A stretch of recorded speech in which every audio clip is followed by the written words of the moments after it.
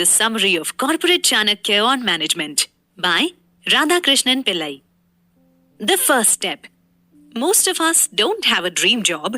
Every day we are waiting for that perfect opportunity to come. Chanakya said that you should not wait for it. Instead, you should be the one actively creating that opportunity. Make the extra effort and take action. You should not wait for destiny or fate, because you will never achieve your dream job if you just fantasize about it. Get the proper training and learn the required skills. Seek the help of the right people. Most of all, believe in yourself. Don't give up after a failure and keep trying. Prove how much you want that dream job and how worthy you are to have it. As the saying goes, if the opportunity doesn't knock on your door, go to the opportunity and knock on its door. Therefore, here are more tips. First, know your strengths. Before going out there, have a little introspection. Think about your strengths. What are you good at? What you can do better than anyone else? Highlight this on your resume or business proposal. Second, market yourself. Do you have a company or a person you really want to work for? You can email your resume, introduce yourself, explain your intention. You can also set up an appointment. Make sure you arrive on time and create a good impression. When you finally have your dream job, remember that it's just the beginning. You must now prove yourself and aim for high performance. Love your work. If you do, it will have positive effects in all aspects of your life. Taking care of employees. This chapter is dedicated to all managers and business owners. If you are an employee, read this anyway because you too can become a boss. This is an important idea you need to know. Talented, hardworking, and trustworthy people are hard to find. Ask anyone who is working in human resources. High salary and prestige are not enough to make people stay. A boss should have a genuine concern for their employees. The organization should have the human touch. Here are ways of how to do this. First, get out of your corner. Don't just stay in your office or the conference room. Do not be a distant boss who simply gives orders through email. Make your employees feel like you are approachable. Go to their workstations and check on them. Join their conversations. Let the employees know you and know more about them too. This will foster cooperation and unity in your team. Second, spend time with your employees one by one. For example, if an employee makes a mistake, approach him and spend a few minutes to talk. Explain what it is exactly that the employee did wrong. Do it in a calm manner and touch him gently on the shoulder. After the reprimand, give him a small praise. In this way, the employee will remember it. He will learn the lesson without having any bad feeling towards you. Third, plan an outing. Once in a while, it's nice to get away from the office. Take time to relax and enjoy with your employees. It can be in a team dinner or a weekend travel out of town or a celebration or a party. This will prevent burnout and stress. This will also establish the idea that you can rely on each other. Stopping attrition. What is attrition? It means loss of employees due to resignation.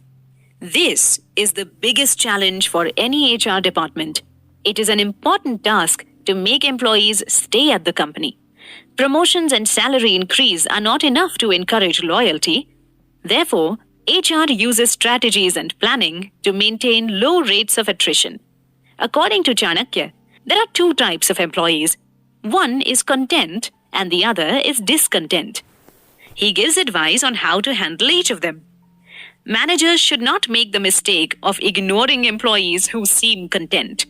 There are those who do not ask for a salary increase or promotion. Yes, the employees do not express it, but it doesn't mean that they are really content. Every employee works to get something in return. If another company makes a better offer, you will surely lose these employees.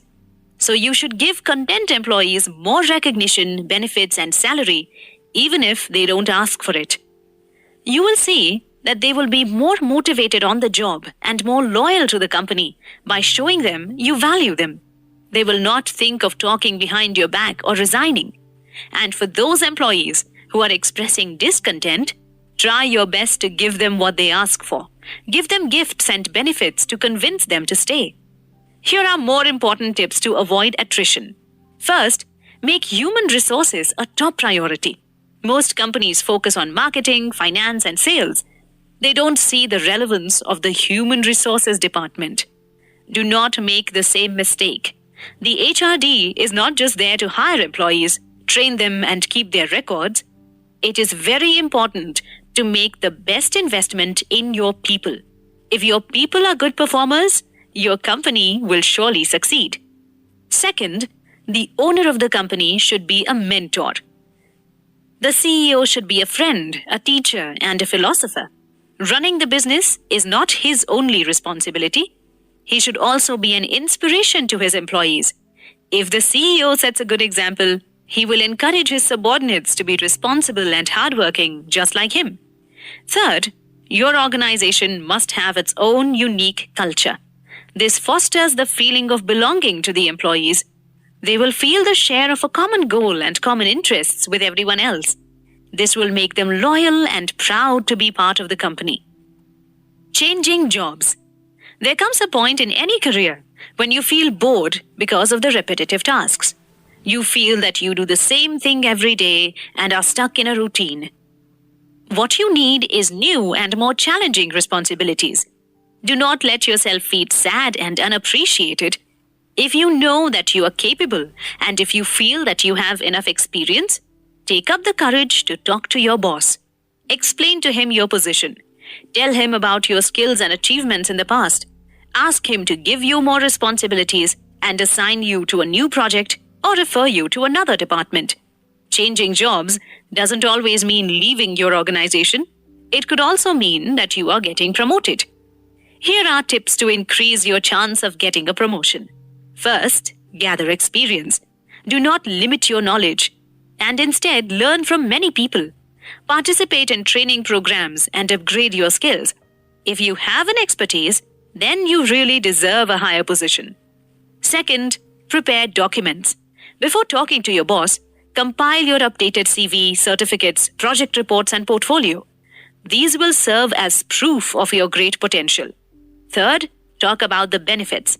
Talk about the greater value that you can give to the team if you are promoted. Do a little research and prepare your speech. Be specific about the details. What more can you do? How is your promotion going to benefit everyone? Command promotion. You don't need to demand a promotion. You can command it from the company through your actions and results. Before you complain that you are not paid enough or appreciated enough, ask yourself first, do you deserve a promotion? Do you give more effort on the job?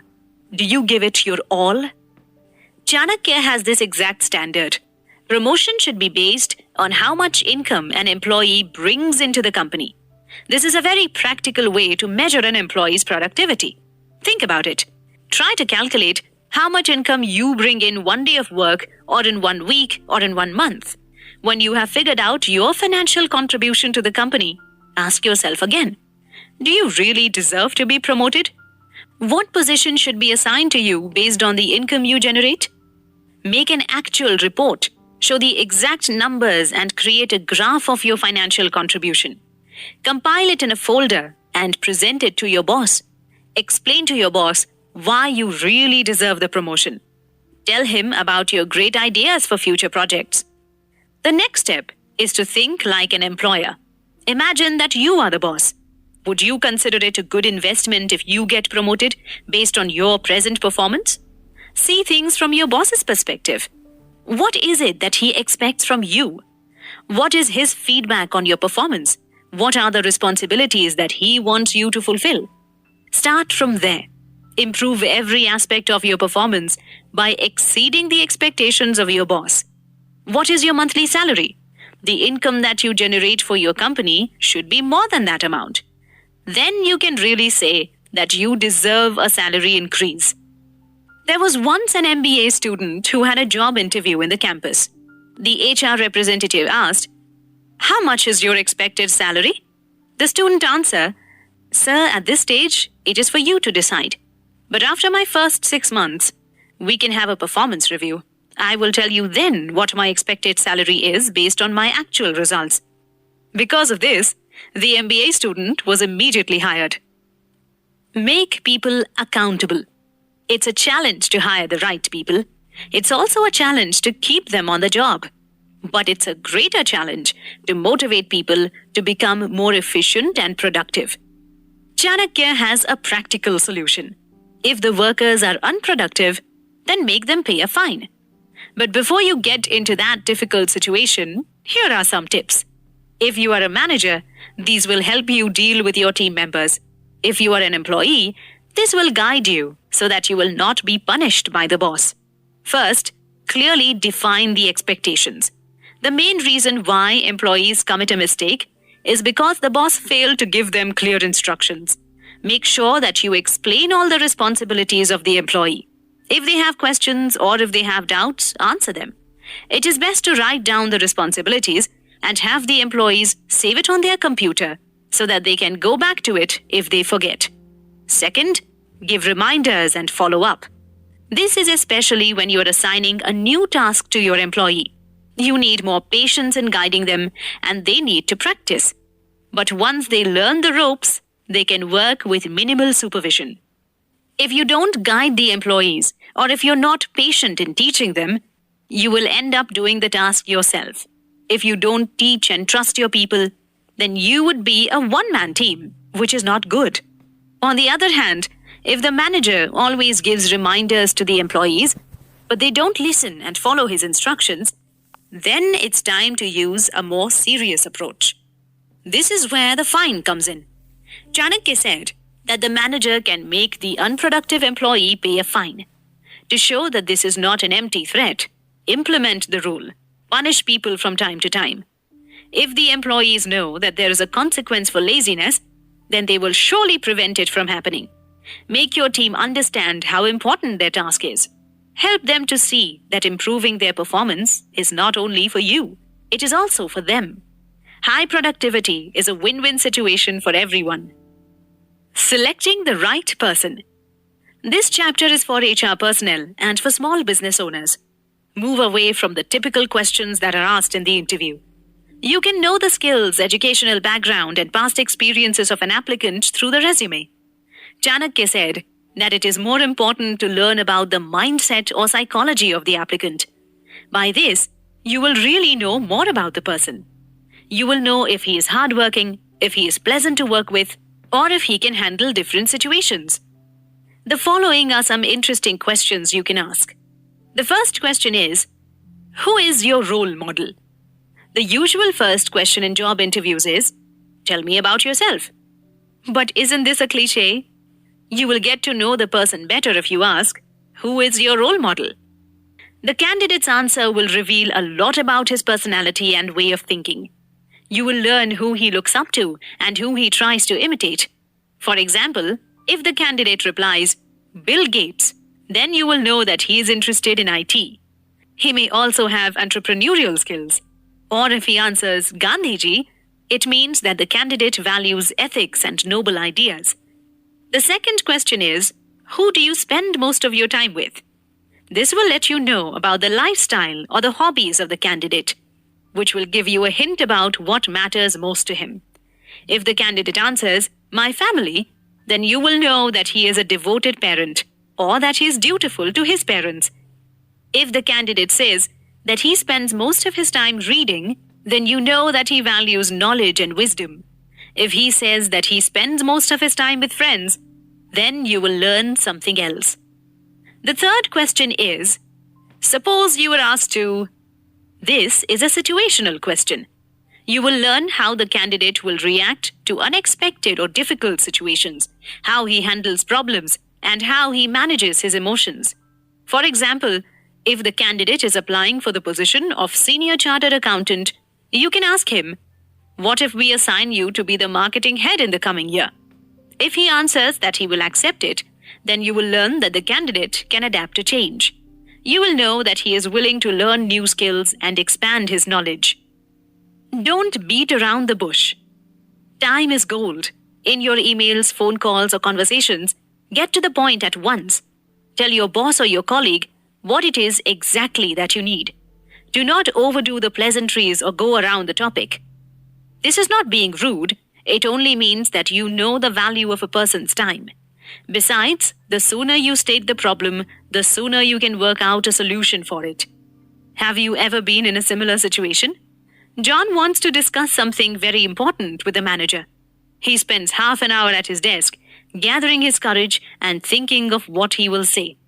But when he is in front of the manager, John talks about everything else except the matter that he really wants to discuss. The manager slowly becomes irritated. He raises his voice and says, "John, please get to the point right now. You need to understand that those in higher positions got there because they are sharp and precise. They can see and address the core issues very quickly. They are used to making good decisions under pressure. If you are talking to the boss, don't beat around the bush. Managers want subordinates who are also sharp and precise. They want to work with people who don't need to be told twice, people who understand what needs to be done the first time. You can train yourself to become part of the A team. First, strive to be sharp, brilliant, and mature. Don't waste your time doing mundane things. Make sure that your every minute in the office is productive. Second, be a good listener. When the boss says something, really focus. Don't think about anything else. Listen to it carefully and plan and do the necessary action. With practice, you can be sharp and precise as well. Third, stay in touch. Establish good communication with your colleagues. You are a team and should be in sync with each other. Focus on the objective. Everyone should understand the task and do their part. Reward productive people. Many people are unmotivated on their jobs. That is why managers and HR people use the concept of incentives. If the employee is more productive, he should be entitled to rewards. Chanakya talked about this. He said that if the subordinate does more than what's expected of him, the leader should appreciate and reward the extra effort. Giving bonuses for high performance is just one part of it.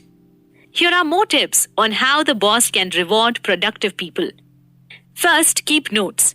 Write a journal or make a file on your computer. Put the names of your subordinates and record it whenever they exceed your expectation. Know the great value of employees who are sincere and dedicated. Second, look for new opportunities.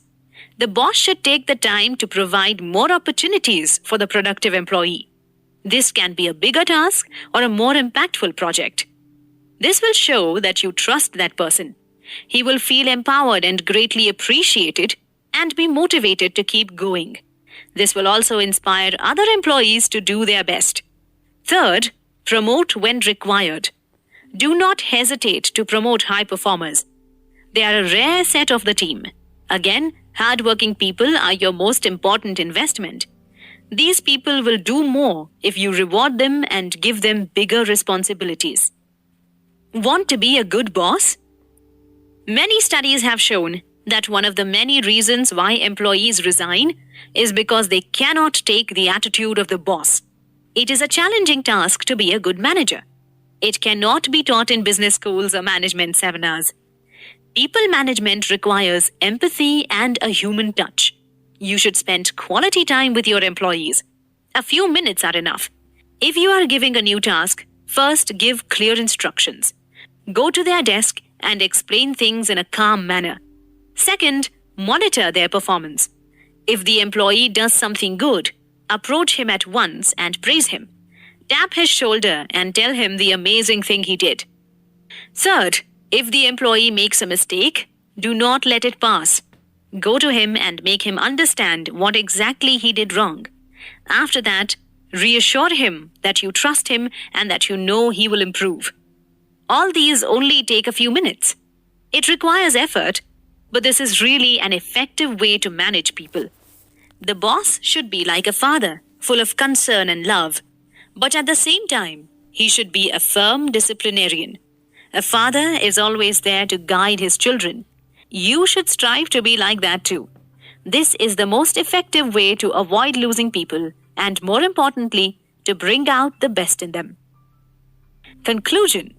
As an employee, you learned that you shouldn't wait for your dream job. You should be the one to chase it. If you are bored of your repetitive tasks, ask for more responsibilities. Actively make the change.